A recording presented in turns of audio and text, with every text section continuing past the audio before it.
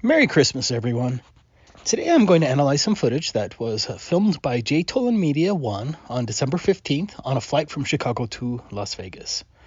A link to Jay's video will be in the description. Before I start, I want to quickly thank Shadow Reveal, who is an architect, for helping me analyze some of the locations I'll be discussing, and also for providing the AutoCAD diagram that will be used later in the video.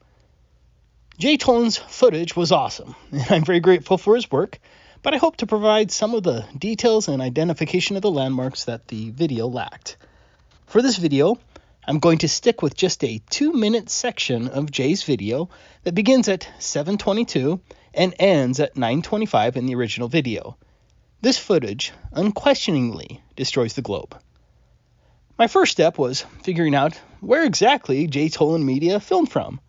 Fortunately, Jay did give us his flight details, and I was able to use that information to pinpoint the location of the observation.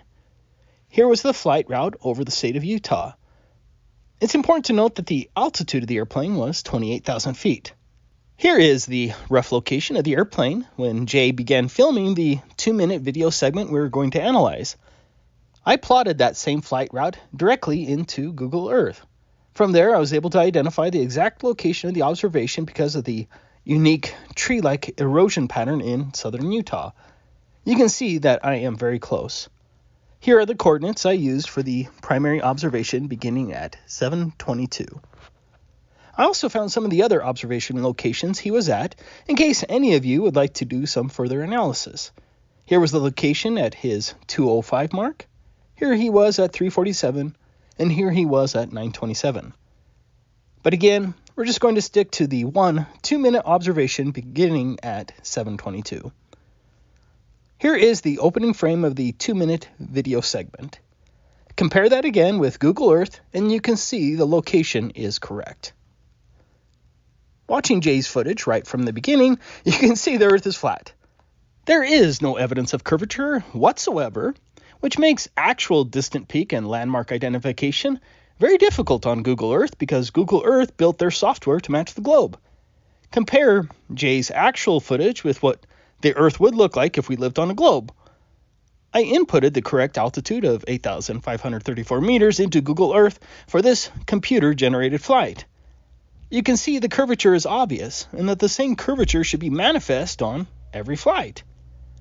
But when you look at Jay's video, you can see there is no curvature. It's not even close to matching the Google Earth globe.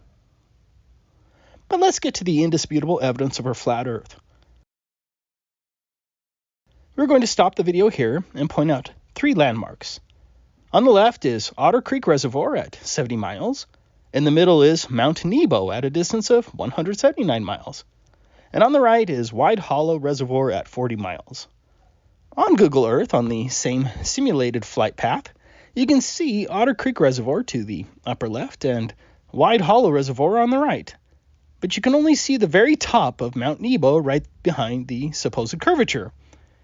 You have to continue watching the flight on Google Earth for a while before you get to see all of Mount Nebo. But let's get back to Jay's video.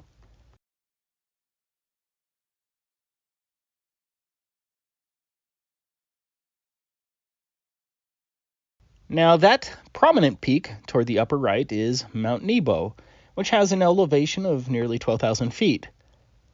But this is what I found very interesting. Right there to the left of Mount Nebo is Utah Lake at a distance of about 200 miles. Here's a screenshot from Google Earth for comparison. That definitely is Utah Lake. The question is whether Utah Lake should have been visible if we lived on a globe. Now, when calculating the distance to the globe geometric horizon, most people would mistakenly put 28,000 feet as the observation height and stop there. But in this case, we have to first subtract the elevation of Utah Lake, since the airplane is not looking across an ocean or a large body of water.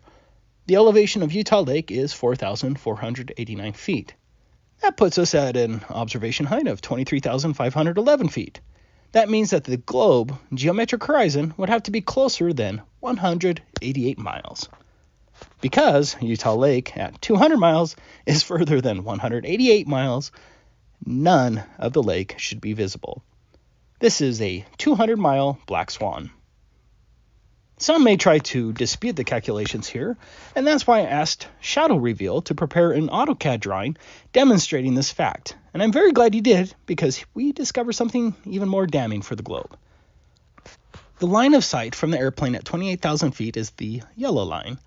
As stated before, Utah Lake should have been entirely hidden by the Earth's curvature, assuming no topography besides the elevation of Utah Lake at 4,489 feet. Now, as proven by AutoCAD, the globe curvature should have been blocking Utah Lake at 187 miles, which is very close to the 188 miles we already determined. But that's just the beginning. This is the Google Earth elevation profile from the observation point all the way to Utah Lake at a distance of about 200 miles.